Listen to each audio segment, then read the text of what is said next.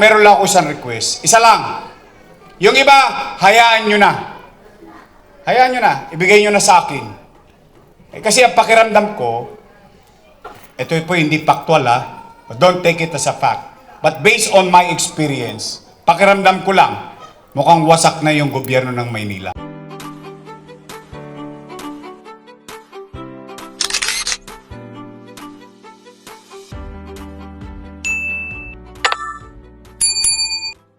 Tama, mali? Hindi para magsisi ka na magsisi. Eh kung puro sisi tayo, dapat naging maninisid na lang tayo dahil maraming sisi sa pier. Anong ginawa ko? Pinaliguan ko agad ang Maynila. Bakit? Nangadugyot ang Maynila nun eh. Ang basura nun, limasing ko. Nilinis ko agad ang Maynila. O tingnan po ninyo ang nangyari. First week ko sa City Hall, nakaapak ako ng tae. And it's literal, not even metaphor. Paglabas ko, ano sabi ko sa mga tao sa City Hall? How can I govern and ask the people, uy, linisin nyo ang mga bakuran ninyo. Linisin nyo yung tapat ng bahay ninyo. If we, here in City Hall, maraming echas. Nilinis ang Maynila. Ibinalik ang kalsada sa taong bayan. Nadaanan ng Recto. Nadaanan ng Blooming Street, nadaanan ng Wanluna, nadaanan ng Soler, ang Carriedo, muntik, muling ibinabalik ang kalsada sa taong bayan. In fact, pakisiyasat po ninyo yung ginagawa natin pagsasayo sa Maynila, naging DILG Memorandum. Ano ibig sabihin? Yung ginagawang pagsasayo sa Maynila gustong ipagawa sa buong Pilipinas, naging huwaran tayo bigla in a short period of time. Sumunod, anong ginawa ko? Kinausap ko yung Filipino-Chinese Chambers, American Chambers, Makati Business Club. Ano sabi ko sa kanila? Bumalik na kayo sa Maynila, patawarin nyo na kami. Bakit? Kasi gusto ko magkatrabaho. Ang tao, in fact, I went further. Sabi ko sa McDonald's, Jollibee, uy, bakit sa Japan, yung mga senior citizen pwede pa magtrabaho? Bakit dito hindi pwede? Ano nangyari? Sa Jollibee nakapagtrabaho senior citizen, PWD, sa McDonald's, sa Shakey's, and so on and so forth. Umaangat na tayo. Our crime rate did not slide. It dropped. How? Simple lang. Ano sinabi ko sa mga kriminal? Nasa Facebook Live ako, paano ko sila in-address? Sabi ko, kayong mga tolongges, kayong mga kriminal, hindi ko kayo mapipigilan gumawa ng krimen. Kung yung nanay, tatay ninyo, hindi kayo mabantayan ng 24 oras. Ako pa kaya? Anong ginarantiya ko sa taong bayan? Sabi ko, kapag dito ginawa ang krimen sa Maynila, ang ikamamatay ng kriminal, puyat. Bakit? Hindi ko sila patutulugin. Hahanapin natin, kakalawitin natin. Anong ginawa ko? Kinalawit natin sila, hinarap natin sila sa husgado, at pinasok sila sa hoyo. Bakit ganun ang approach ko? Opo, dahil doon takot ang kriminal. Ang kriminal, kaya pumapatay ng lespo, dahil pag napatay niya yung lespo, magkakabalbon siya sa dibdib. Pero pag siya naman na napatay ng lespo, tapos na ang paghihinagpis niya sa mundong ibabaw. Tapos na kaya ayaw makulong ng mga kriminal. Bakit? Sa loob ng kulungan, sa loob ng hoyo, may kuto, may lisa, galis-aso, alipunga, tulok, TV, luga. Yan ang buhay sa loob ng kulungan na ayaw mangyari sa isang kriminal. Ba't ko po alam? I grew up with them Alam ko kung ano ang kahinaan ng mga tolongges na yun. Kaya ano nangyari sa atin? Anong naging epekto? Umalis sila sa Maynila. Our crime rate died. Literally died. Virtually, nobody wanted to commit crime. Lumilipad na tayo. Umaangat na tayo. Paglipad natin, bug! Nabangga tayo. Ano po yun? Nagka-pandemya. Tanong, mahuhulaan ko ba magka-pandemya? Anong epekto ng pandemya? Wasak ang ekonomiya. Nino? Ng Pilipinas? Hindi. Ng Maynila? Hindi. Ng buong? Walang ekonomiya? Walang hanap buhay. Walang hanap buhay, walang trabaho. Walang trabaho, walang picha, walang chicha. Tama, mali? Anong ginawa ko? 3 months. 3 months. Hindi ako umuwi ng bahay.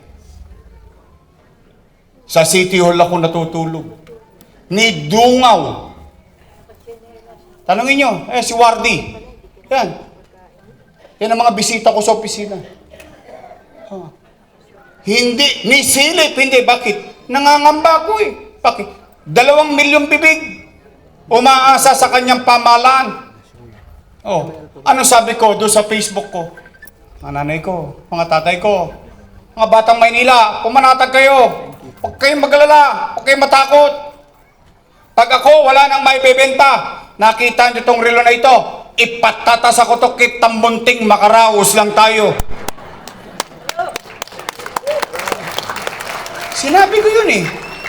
On a metaphor way, in a metaphoric way. Why? I'll do my best. Ano nangyari? Ano naging epekto? Nay, tay. Kayo na mga nangabuhay dito. Kayo. Dahil yung iba, wala na eh. Nadali ng COVID eh. Pero kayong mga nasa SM ngayon, kayo testigong buhay. At least, kaya natin sabihin sa buong Pilipinas o sa buong Metro Manila, sa Maynila, nung panahon ng pandemya, walang nagutom sa lungsod ng Maynila. Buwan-buwan, may food box. Hindi pa nga nauubos yung food box, dumarating na naman yung isang food box. Tama, mali? Kukumpara mo sa ibang syudad na mas mayaman sa atin, ano pinamimigay? Plastic, kala mo may sunog. Sa Maynila, hindi. Naka-food box. Bakit? Inabatan ko eh. Inabatan ko yung posibleng epekto sa buhay ng tao. O nakaraos tayo. For 8 months of that year, may food box tayo. Nay, tay, tayo lang. Ipinagtampo ito ng mga mayor sa akin. Bakit? Tanging syudad lang ng Maynila ang nakabili ng sarili nating bakuna sa COVID-19. 500,000 doses. Nobody except Manila. Kaya nga tayo nauna na bakunahan, di ba? Tayo pinakamabilis na nabukanaan. Bakit? Gusto ko maproteksyon ng kagad ng mga taga Maynila. Nay, tay, India nakakaubusan ng oxygen. Pilipinas nagkakaubusan ng oxygen. Ang Maynila sa Santa Ana Hospital, bude-budegang tangke ng oxygen para sa COVID patient. Nay, tay, tayo may remdesivir, tocilizumab, molnupiravir. Daang-daang libo ang halaga ng isang gamot na yon. Mabuhay lang yung pasyenteng may COVID-19. Nay, tay, ubos ang ospital, St. Luke's, Chinese General, UST, wala ng hospital bed capacity. Ang Maynila, in 52 days, less than 2 months, nakapagtayo ng Manila COVID-19 Field Hospital. Nay, tay, habang sa kanan, kinakaharap ko yung pang-araw-araw na gutom at takot ng mamamayan. Sa kaliwa, nagpapigil ba ako sa pangarap ko para sa inyo? Hindi nyo man nabutin, kundi para sa anak ninyo? Hindi. Nangako ako noong 2019 eh. Ano sinabi ko? Gagawin ko to. Gagawin ko yan. Sa totoo, the lamest excuse that I can do, pasensya na kayo ha, hindi ko nagawa dahil pandemya. Pero hindi. Hindi. At hindi. Bakit? Habang may pandemya, tinatawag, Condominium 1, Condominium 2, Binondominium 1, Basek Community, San Lazaro Residence, San Sebastian Residence, Pedro Hill Residence. Lahat na itayo, na itatag. Ang nakalulungkot isipin, noong 1 linggo, yung kabila, pinamigay na nila ang Pedro Hill at San Sebastian Residence. At ang sabi nila, sila daw ang may gawa. Nung nagawa, inako na nila. Pero yung pinampagawa, kasalanan ko. Yung utang, ako may kasalanan. Yung kapakinabangan ng tao, sila daw ang may gawa. Ay kung yun ang gusto nila sa buhay, then so be it. Matatanda naman na kayo eh. You should know better than anybody else. Nay, tay, ginawa. Rosauro Almario Elementary School, 10-story fully air-conditioned public school. Manila Science High School. Albert Elementary School, 10-story fully air-conditioned, pinakamalaki, pinakamodernong public school. And I guarantee you, not only in Manila, but the entire country located in Sampaloc, Manila. Tay, nung umalis ako, nangangalahati na ang Magsaysay High School. Tapos ng 3 taon, hindi pa rin tapos ang Magsaysay High School. Ayan. Hindi naman pwede pagsinungaling yan eh. Oh. Tay, lahat ang nangyayari yan. Oh, itinatag Baseco Hospital. 3 years ago, in-inaugurate ko. 3 years after, hindi pa rin bukas. Tanong niyo po sa mga taga-Baseco. Kaya ako sila nilagyan ng ospital eh. Para hindi na sila lalayo eh. Tay, itinayo. Bagong ospital ng Maynila. 10-story fully air-conditioned public hospital na may MRI machine, na may CT scan machine. Ang tanong, nakagamit na ba kayo nito? See? That's hundreds of millions of your money, not mine. Pera nyo. Bakit ko gustong-gusto yan? Eh, hindi nga magagamot yung pasyente pag hindi na-diagnose properly. Kaya nga kailangan i-CT scan, kaya nga kailangan i-MRI. Eh kaso wala ka pa binibiling gamot, hindi ka na magamot eh. Bakit? Eh ang mahal ng MRI, ang mahal ng CT scan, tama mali? Eh ba't hindi mapakinabangan ng taong bayan? Sila doktora, ako hindi. They should know better than me the value of this facility. Oh. Tay, ano yan, drawing? Oh. Tanong, Yorme, kanino ka ba nangutang? Sagot, sa gobyerno. Ang labo mo naman kausap, Yorme. Amerika nangutang ng pandemya. Pilipinas nangutang ng pandemya. Maraming bansa nangutang ng pandemya. Maynila nangutang sa gobyerno. Opo, tanong, sino may-ari ng Land Bank of the Philippines? Gobyerno. Sino may-ari ng DBP? Gobyerno. Madalit salita, mga nanay ko dyan sa balcony, tatay ko dyan sa Codley, imumuestra ko. Itong ulo ko, hanggang paa. Yan ang buong gobyerno. May 2 bulsa. Isa sa wakali, isa sa nangka. Sa kaliwa, ano meron? National Government Financial Institution. Ano na sa loob? Land Bank of the Philippines, Development Bank of the Philippines. Siksik-liglig ang pera ng gobyerno. Bangko ng gobyerno, pag-aari ng tao. Sa kanan, City of Manila. Allows. Ano ang ginawa ng ama ng lungsod ng Maynila? Dumukot sa kaliwa. Inilagay sa kanan para makaraos ang batang Maynila. Tanong, sino nagpalitan ng pera? Gobyerno? Gobyerno. Sino nakinabang sa pera? Ayun daw ay mali. Mali! Mali daw yun. O sige, kung yun ay mali, edi mali din sila. Bakit? Kasama ko silang gumawa nun eh. Oh. It cannot be approved without their approval. It cannot be done without their approval.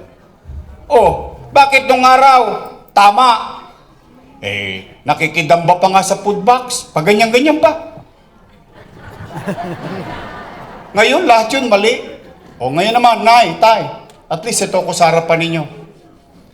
Kung yun ay mali, eh pagbabayaran ko sa inyo yun. Ito ako, pako nyo ako sa krus. Pero paninindigan ko yun. Bakit? Ama ko eh. Ina ako eh. Ganun talaga ang pagiging magulang. Iraraos mo ang pamilya mo, ang nasasakupan mo. That's how you do it as a parent. O ngayon, at least, isa lang masasabi ko sa inyong lahat ngayon. At least, matangos ang ilong ko. Makapaglalakad ako sa Espanya, sa Tuason, Sa Blumentritt, hanggang Blumentritt Extension, hanggang Matimyas, hanggang Galas. Baka gusto nyo umabot pa ako ng Quezon City. At least, isa lang masasabi ko, salamat sa Diyos. Ito tayong lahat. Nakatabid kayo, nakaraos tayo. Kaya nay, tay, pwede ba makisuyo sa inyo? Pwede? Total, ipatatawag din naman kayo noon.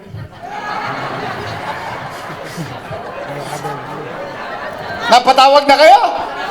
Akalain mo na una, sayang. Meron pa naman ako ibibilin sa inyo. Oo, kasi may bibilin ako eh. Ay bibilin ko sana na kapag kayo pinatawag na, ang sasabihin ng utang, utang, utang, utang. Sana pasasabi ko eh. Ay, may pinasasabi si Yorme. Magsialis na raw kayo dyan. Si Yorme na lang magbabayad ng utang. Napatawag na kayo? Yung iba? At least dalawa na napakinggan ninyo. Kayo na magkwenta. Sinong si totoo? Meron pa ako nakikita, tapat at totoo. Wow. Wow. What a word. What a claim.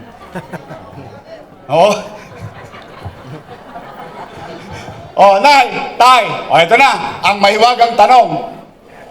After everything said and done, ito po ko sa harapan nyo ngayon. Matanong ko po kayo, gusto nyo pa ba akong bumalik? Wait. Baka mamaya, chinacharot-charot nyo lang ako. Ha? Talaga? Gusto nyo ako bumalik? Di nga. Taas nga kamay na gusto akong bumalik. Wee! Talaga? Promise? Text man? Mamatay man sila?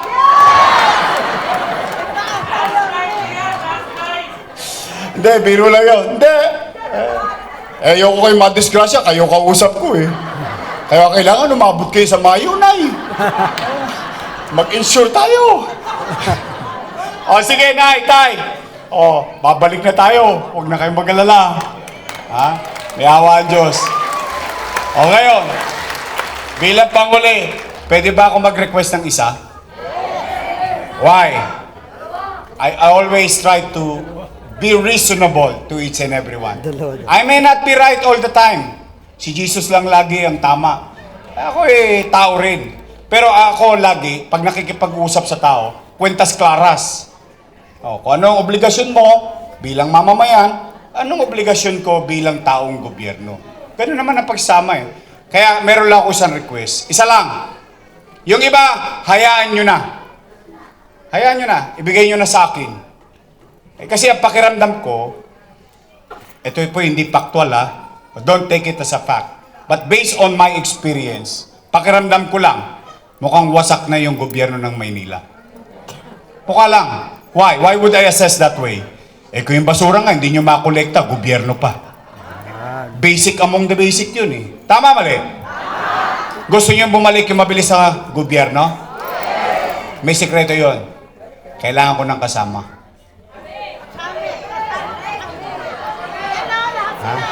Pwede mag-request straight? Hoy! Mag-ingat kayo na sagot. Mamaya, baka politiko din kayo. OPM, OPM. Promise me, promise me. Ngayon, kayo na nangangako, hindi na kami. Straight? Uy, mga taga-Sampaloc, sisingiling ko kayo. Pagtapos ang eleksyon, bibili ako ng dibidendaso. Bubuksan ko yan, titingnan ko. Prueba. Ba? Nagtotoo? Yung mga taga-Sampaloc? Straight? After election, ako naman ang singilin nyo. Promise? Doc Alviron. Hindi tao, hindi hayop.